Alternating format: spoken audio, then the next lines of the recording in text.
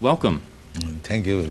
You founded the Hare Krishna movement some 7 years ago in 1967, did you not? Yes. In a capsule, what is the movement? The movement is to awaken God consciousness of the human being.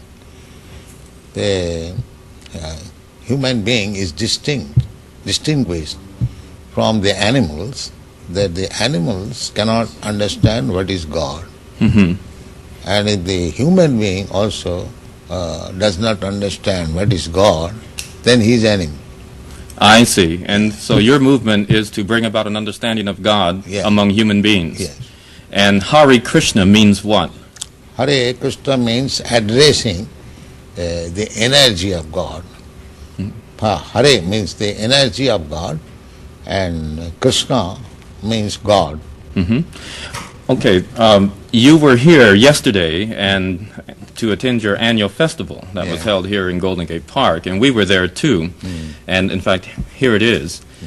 A few thousand people came out to hear it. How many people are now disciples of the Krishna consciousness movement? Dedicated life, about 10,000. About 10,000 dedicated in ones. the Western world. Mm-hmm. Your Grace, is there any significance at all in the shaved head? Why are heads shaved? We keep ourselves very clean, that's all. Oh, it's just a cleanliness thing? Yes. Is there any significance in the color of the robes? At least at the present moment, people think that by keeping long hair, it becomes very beautiful. I see. Yes. So we are against that. Mm-hmm. Just as simple as that. Is there any significance in the yellow robes? Yellow robe is the dress, those who are dedicated. Mm-hmm. Yes. It could very well have been a blue robe. It's something that was arrived at. This saffron. Mm-hmm. Mm-hmm. Your Grace, why do you feel that so many people are pulling away from the traditional religions in this country, such as Christianity and so forth, and going for the trying to understand the Eastern religions? We hear a lot of swamis and gurus and other type of yogi and so forth. Why do you feel that people are pulling away from the traditional Christian standards here? But we see that the Christian churches, especially I have seen in London, mostly closed. People are not interested, or the Christian leaders, they cannot make them interested. Why? Did Christianity fail the people, which is why they're turning to other things? Or? I think so. Mm-hmm. Mm-hmm.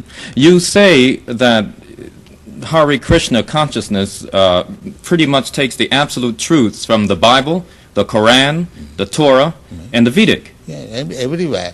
Everywhere. Religion means to understand God.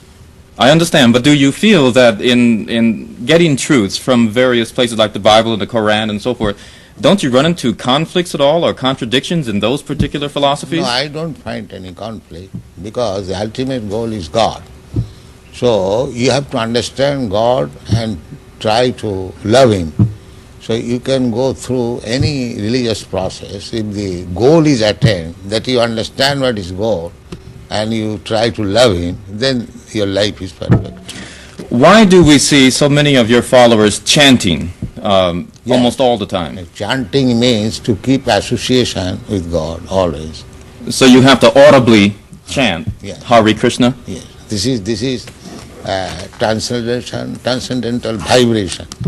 Just like a radio message, if you keep contact with the radio message, then you know everything what is going on outside. Similarly, this transcendental sound, Hare Krishna, if you chant, then you keep connection with God directly. Thank you very much, Your Divine Grace. It's been our privilege to talk with you and to meet you. Thank you. And hope that we can see you again when you return. Hare Krishna.